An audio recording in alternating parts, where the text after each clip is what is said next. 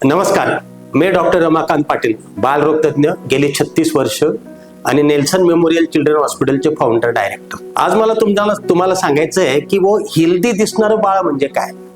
आजकाल वजनदार मुलांना हेल्दी म्हटलं जातं आणि गोलू मोलू म्हणजे छान, पण आपल्याला या हेल्दी मुलांची व्याख्या बदलायला हवी. स्ट्रॉंग, चपळ, धावपळ करणारं आणि ॲव्हरेज सरासरी वजन असणारं बाळ हे हेल्दी आहे. वजनदार बाळ हेल्दी नाही. त्यामुळे चिप्स, आईस्क्रीम, पिझ्झा, पास्ता ही नवनवीन पदार्थ, आईची रेसिपी, केक, वेगवेगळे एक्झॉटिक फूड, मग त्यातनं चीज, बटर, या सगळ्या गोष्टीने बाळ वजनदार होत चाललंय.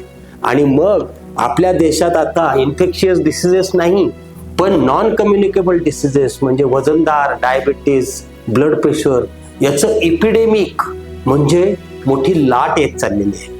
आणि मग आपल्याला हे जर टाळायचं असेल तर आपल्याला मोबाईल बंद करायला हवा, आपल्याला ट्युशनचे 2 क्लास बंद करायला हवे, मुलांना खेळण्याचा क्लास लावायला हवा आणि त्याला घरचं सकस अन्न द्यायला हवं. आणि सकस अन्न कसं दिलं जाईल? आईबाबांनी सकस अन्न खाल्लं तर बाळ सुद्धा सकस अन्न खाईल.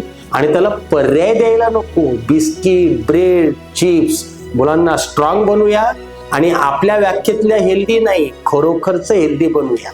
नमस्कार.